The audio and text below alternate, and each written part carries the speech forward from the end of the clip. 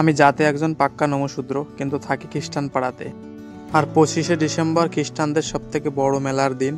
এখানে সেই বড় মেলাটা হয়, কিন্তু দুর্ভাগ্যবশত আমি একটা বড়ই মেলাটা দেখতে পারি না। কাজের তাগিদে আমি বাড়ির বাইরে থাকি।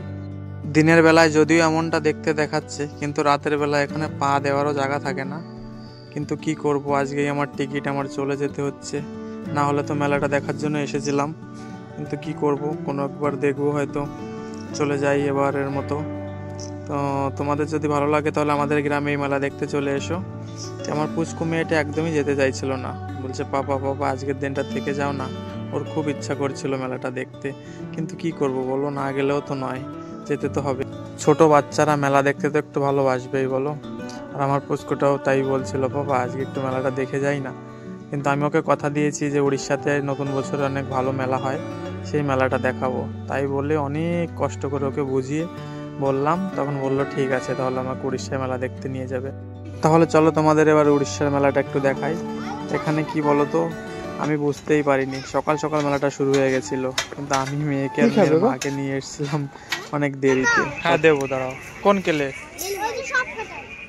তা না, ওটাতে কি করবো তুমি? ডল? না পাগল, ডল ওটা কেলে না।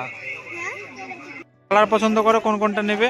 অতগুলো নিতে হবে না, তুমি বোঝো না মাম্মা, এতগুলো নিয়ে নোংরা করলে হবে ঘরে? না না, তুমি দেখো ওর ভিতরে, তুমি কালার দেখো, তোমার যে যে কালারটা পছন্দ হয়। 3টে কালার নাও মা। হ্যাঁ মাম্মা, হ্যাঁ নাও, 4টা নাও। হ্যাঁ ঠিক আছে, তুমি কোনটা ক্যান্সেল করবে বলো?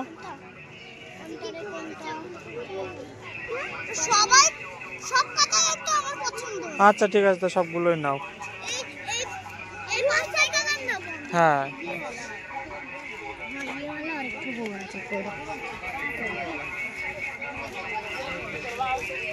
ইচ্ছে দেখো